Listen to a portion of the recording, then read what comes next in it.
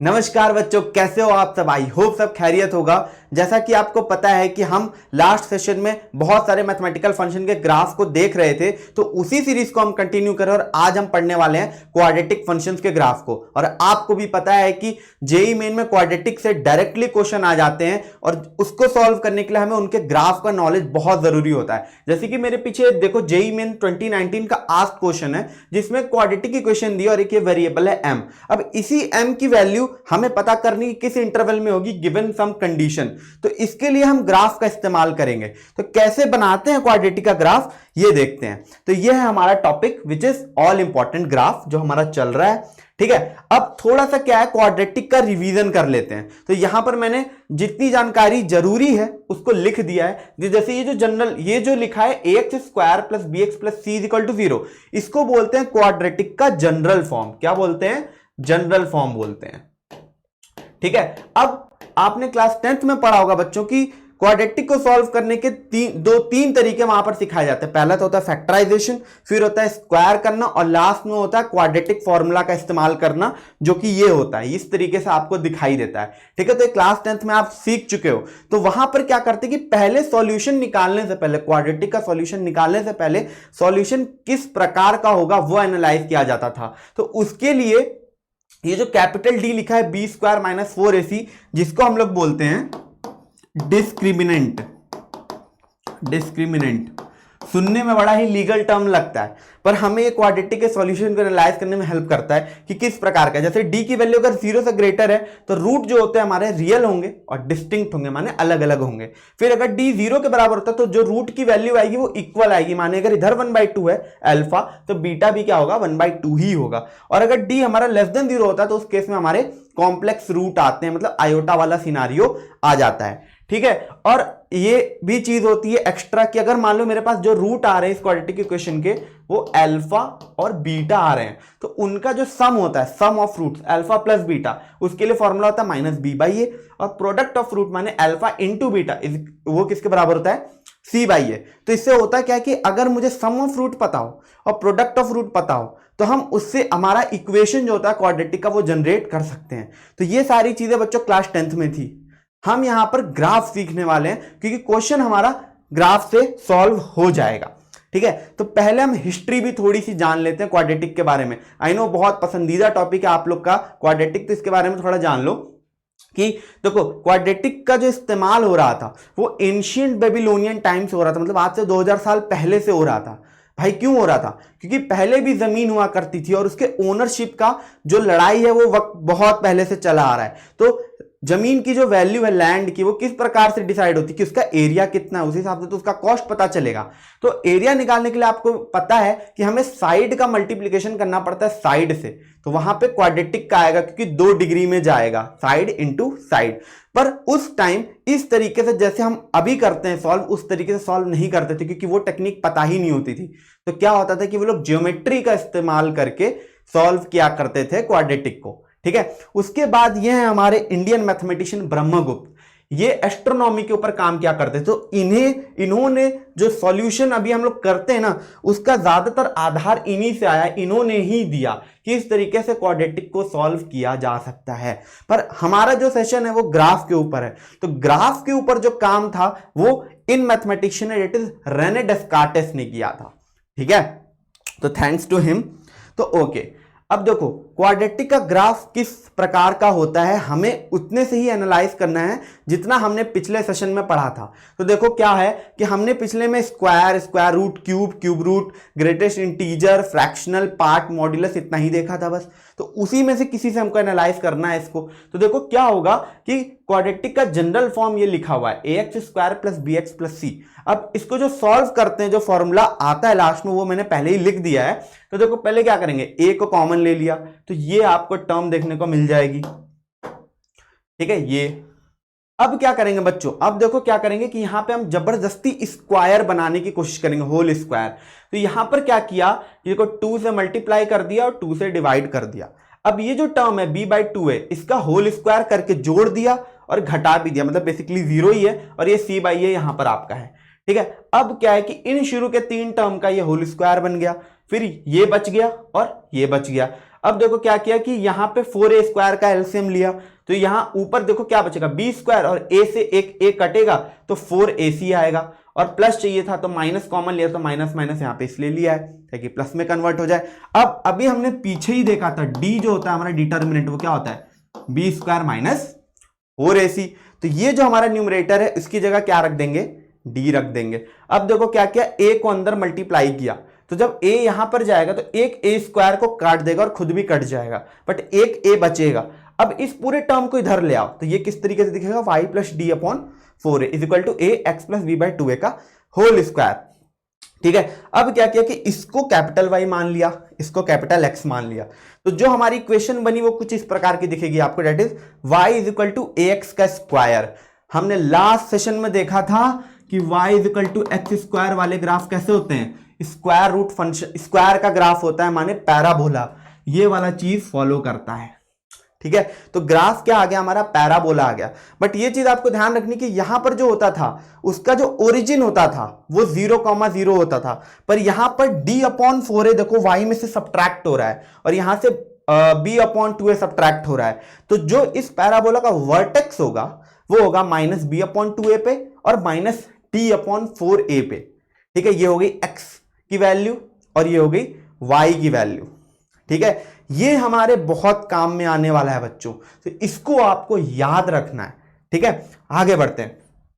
तो देखो अब यहां पर आपने देखा कि जो हमारा पैराबोला का इक्वेशन आया वो था y equal to ax square. अब आपको भी पता है कि x का स्क्वायर कर दिया जा रहा है तो ये तो हमेशा पॉजिटिव रहने वाला है, तो जो फंक्शन है हमारा वो किस पे डिपेंड करेगा, a पर डिपेंड करेगा कि a की वैल्यू कैसी है, पॉजिटिव है कि निगेटिव है। तो देखो दो सिनारियो बनते हैं अब इस पैराबोला के केस में, पैराबोला इस तरीके से था, अब दो सिनारियो बनेंगे। जब हमारा a 0 से ग्रेटर देन होगा तो ये जो पैराबोला का माउथ है वो इस तरफ ओपन होगा towards the positive y axis, जिसको हम लोग बोलते हैं कॉनकेव अप, जिसको हम लोग बोलते हैं कॉनकेव अप। और जब a की वैल्यू निगेटिव होगी तो उस केस में हमारे पैराबोला का मुंह नीचे की तरफ खुलेगा। अब देखो यहां पर ये जो चीज लिखी ना वर्टेक्स, वर्टेक्स, इसकी जो वैल्यू होगी बच्चों वो सिंपल सी होगी जो अभी हमने पीछे निकाली कि x की हो जाएगी माइनस बी अपॉन 2a और y की हो जाएगी माइनस डी अपॉन 4a, और यहां पर भी वही होगी, यहां पर भी वही होगी माइनस बी अपॉन 2a और माइनस डी अपॉन 4a। ये आपको याद रखना है, और a की वैल्यू पे किस तरफ ओपन होगा हमारा ग्राफ ये भी याद रखना है। ठीक है, अब यहां पर कुछ बेसिक चीजें देख लेते हैं। तो जैसे आपको पता है कि मान लो सॉल्यूशन क्या होता है, सॉल्यूशन x की वो वैल्यू होती है जो हम फंक्शन में पुट करते हैं तो वो उसको 0 के बराबर कर देता है, इसलिए उसको जीरोस भी बोला जाता है। तो जैसे क्वाड्रेटिक इक्वेशन है, मान लो उसमें दो सॉल्यूशन आए तो x की दो वैल्यू ऐसी होनी चाहिए, है ना। तो मतलब जो हमारा पैराबोला होगा वो एक्स एक्सिस को दो बार कट करेगा। अगर एक ही सॉल्यूशन आ रहा है मतलब इक्वल रूट्स आ रहे हैं तो एक ही बार कट करेगा, मतलब टच करते हुए चला जाएगा, जो हमारी एक्सिस है उसके लिए टेंजेंट का काम करेगी। और अगर कोई भी रूट नहीं है तो वो एक्स एक्सिस को टच नहीं करना चाहिए। ठीक है, तो अब कहानी देखो, जब a हमारा ग्रेटर देन 0 है माने जो पैराबोला का मुंह है वो किधर खुलेगा, towards the positive y axis, it will be concave up.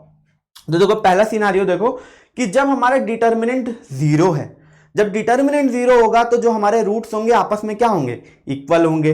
तो उस केस में जो हमारा फंक्शन है has real and equal root, वही चीज लिखी हुई है। तो ये आपको ग्राफ देखने को मिलेगा, ये बस एक पॉइंट पर टच कर रहा है हमारे एक्स एक्सिस को। साथ ही साथ देखो जो फंक्शन है हमारा उसकी वैल्यू हमेशा पॉजिटिव होगी, चाहे एक्स हमारा पॉजिटिव हो या निगेटिव हो, क्योंकि देखो ये पूरा का पूरा towards the positive Y axis lie कर रहा है। नेक्स्ट केस है जब d हमारा लेस देन 0 है, माने कॉम्प्लेक्स रूट वाला केस आ गया, बट हम यहां रियल नंबर में बना रहे हैं बच्चों, तो इस केस में बोलेंगे there are no roots, there are no roots. तो उस केस में ये हमारे एक्स एक्सिस को टच नहीं करना चाहिए। तो देखो टच नहीं कर रहा है, इतनी दूरी पर है, बिना टच किए निकल जा रहा है। साथ ही साथ फंक्शन अभी भी ग्रेटर देन 0 है क्योंकि ये पूरा towards the positive Y axis है। इस केस में जब d हमारा ग्रेटर देन 0 है तब हमारे दो रूट्स आएंगे, तब हमारे दो रूट्स आएंगे। ये वाला मान लो है आपका अल्फा और ये वाला मान लो आपका है बीटा। ठीक है, अब देखो F X have real and distinct root. अब बिहेवियर हमको थोड़ा समझना है। ये देखो जब अल्फा से आप कम जा रहे हो, मतलब निगेटिव एक्स की तरफ जा रहे हो, अल्फा से कम रह रही है आपके एक्स की वैल्यू, तो जो फंक्शन है हमारा वो पॉजिटिव है। अगर बीटा से ज्यादा हो रही है हमारे एक्स की वैल्यू, तो देखो फंक्शन की जो वैल्यू वो क्या हो रही है, पॉजिटिव हो रही है। बट अगर अल्फा और बीटा के बीच में है हमारा, तो किधर हो रही है, निगेटिव हो रही है। देखो निगेटिव एक्स निगेटिव वाई की तरफ जा रहा है ना, ये सारी वैल्यू निगेटिव वाई की है। तो वही चीज यहां पे लिखी कि जो हमारा फंक्शन है it will be greater than 0 अगर एक्स हमारा अल्फा से छोटा है या बीटा से बड़ा है, और it will be less than 0 अगर अल्फा हमारा एक्स से छोटा है, सॉरी एक्स हमारा अल्फा और बीटा के बीच में है। वो चीज आप यहां पर देख सकते हो। यही चीज हमको स्टडी करनी है जब हमारा a जो है लेस देन 0 है। अब देखो जब a लेस देन 0 होगा तो जो पैराबोला है हमारा वो नीचे की तरफ अपना माउथ खोलेगा, माउथ ओपन करेगा, तो इस तरीके से आपको देखने को मिलेगा।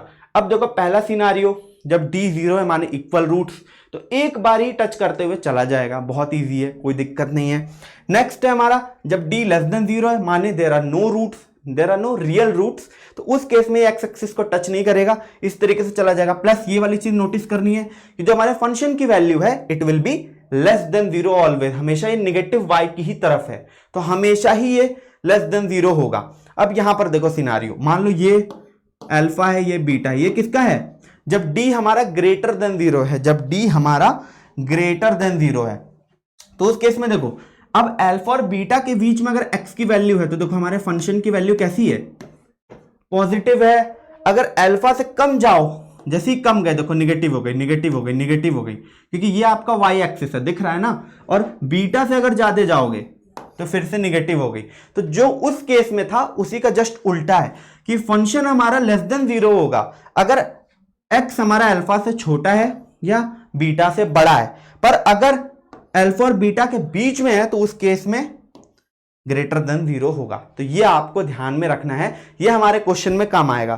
तो जितना भी जानना था ग्राफ के बारे में क्वाड्रेटिक के हम जान चुके, तो जल्दी से चलते हैं हमारे जेई मेन के प्यारे से क्वेश्चन की तरफ। ठीक है, अब क्वेश्चन करते हैं।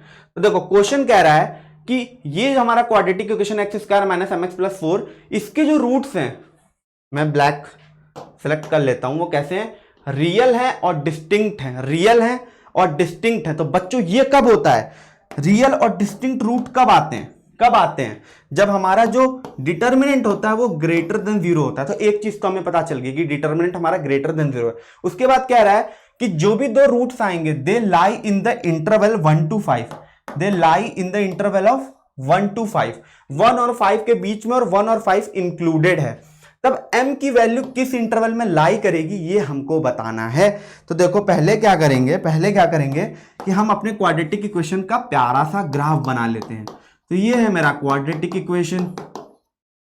अब बताइए यहाँ पे a की वैल्यू क्या है, 1 है, पॉजिटिव है, तो उस केस में हमारा पैराबोला किस तरफ ओपन होगा, पॉजिटिव y की तरफ ओपन होगा। प्लस यहाँ पे दो रूट्स आ रहे हैं क्योंकि रियल एंड डिस्टिंक्ट रूट है, माने कि ये हॉरिजॉन्टल एक्स एक्सिस को बच्चों 2 बार कट करेगा। तो पहले तो मैं एक्सिस ही बना लेता हूं, ये हो गया हमारा y एक्सिस, ये हो गया हमारा x एक्सिस। अब देखो थोड़ा मैं इधर करता हूं, ये हो गया हमारा y एक्सिस, ये हो गया हमारा x एक्सिस। अब देखो ये है 1 और ये है 5, इसी के बीच में हमारे दोनों रूट लाई कर रहे हैं, तो मतलब इसी के बीच में जो हमारा क्वाड्रेटिक इक्वेशन है वो कट करना चाहिए हमारे एक्स एक्सिस को, क्योंकि दोनों जो रूट है वो यहीं लाई कर रहे हैं इनके बीच में ही। तो कुछ इस तरीके से दिख जाएगा बच्चों, कोई दिक्कत नहीं है। ये मान लो हमारा अल्फा है, ये मान लो हमारा बीटा है। अब वर्टेक्स की बात करते हैं। वर्टेक्स हमने देखा था कि वर्टेक्स क्या होता है, -b/2a और -d/4a। हम इसका इस्तेमाल करने वाले हैं। तो पहले हम करेंगे d ग्रेटर देन 0 का इस्तेमाल। डिटर्मिनेंट हमारा ग्रेटर देन 0, तो डिटर्मिनेंट क्या होता है, b² - 4ac माने -m का square -4 × 1 × 4, this should be greater than 0। तो यहां पे आ जाएगा कि m² और ये -16 उधर भेज देंगे तो हो गया प्लस ये 16। ठीक है, तो m हमारा जो है m² वो 16 से ग्रेटर है। अगर आपने इनइक्वालिटी पढ़ी होगी तो हम इसको इस तरीके से लिखेंगे कि m जो है -4 से छोटा है या फिर m जो है 4 से बड़ा है। अगर आपको इनइक्वालिटी में कंफ्यूजन है मुझे बताना, बहुत शॉर्ट सेशन लेके आऊंगा इनइक्वालिटी पे भी, एकदम क्लियर हो जाएगा, बहुत ही इंटरेस्टिंग और बड़ा ही इजी टॉपिक। तो देखो m की वैल्यू या तो -4 से छोटी है या तो 4 से बड़ी है, ये हमारा फर्स्ट सिनारियो आ गया। अब नेक्स्ट सिनारियो हम यहां से एनालाइज करेंगे कि देखो जो हमारा अल्फा बीटा है बच्चों वो 1 से 5 के बीच में है, तो ये जो मेरा x की वैल्यू है -b/2a ऑफ द वर्टेक्स, ये वाला टक टक टक टक टक, ये भी कहां होनी चाहिए, 1 और 5 के बीच में ही होनी चाहिए। Do you agree? I hope you agree. तो यहां पे क्या होगा कि -b/2a भी कहां बिलोंग करना चाहिए, 1 से 5 के बीच में ही कहीं बिलोंग करना चाहिए, तभी ये चीज ट्रू होगी। तो b की वैल्यू क्या है भैया, -m है, तो ये m हो जाएगा। a की वैल्यू 1 है, तो ये 2 ही रहेगा, तो 1/5 के बीच में बिलोंग करनी चाहिए। अब m/2 को 1 से 5 के बीच में बिलोंग करना है, तो देखो दो सिनारियो, या तो m -4 से छोटा है या 4 से बड़ा है। अब देखो यहां पे क्या होगा कि अगर -4 से कोई भी छोटी वैल्यू रखो, जैसे -5 रख दिया या -6 रख दिया, तो ये -3 आ जाएगा, तो वो इसमें बिलोंग करेगा ही नहीं। तो ये वाला जो मेरा सिनारियो है ये पहले ही कट हो जाएगा कि भैया ये तो नहीं हो रहा। अब m जो है हमारा 4 से बड़ा होना चाहिए, तो मान लो 5 रख दें, तो 5/2 2.5 बिलोंग करेगा। मैक्सिमम वैल्यू में क्या पुट कर सकता हूं 4 से बड़ी, देखो 5 के बाहर जाना नहीं है, यहां 2 से डिवाइडेड है, तो अगर m की वैल्यू मैं 10 रख दूं तो क्या हो जाएगा, 5 ही हो जाएगा। उससे थोड़ी सी भी बड़ी रखूंगा काम हो जाएगा गड़बड़। तो यहां से जो हमारा सिनारियो बना इन दोनों से, वो ये बना कि m हमारा जो है 4 से लेके 10 के बीच में, 4 से बड़ा है, 4 नहीं है, और 10 के बीच में। अब एक और चीज हमें देखनी है, अभी क्वेश्चन सॉल्व नहीं हुआ है। अब देखो यहां पे फंक्शन की जो वैल्यू, जो हमारे क्वाड्रेटिक की वैल्यू एट 1, वो क्या है, पॉजिटिव है, पॉजिटिव पे कट कर रहा है, देखो इधर कट करेगा कहीं, और 5 पे भी देखो यहां कहीं कट करेगा पॉजिटिव वैल्यू पे, मतलब y की वैल्यू दोनों में ही केस में क्या है, पॉजिटिव है, ये हमने पीछे भी देखा था। तो माने f1 भी हमारा ग्रेटर देन 0 है और f5 भी हमारा ग्रेटर देन 0 है।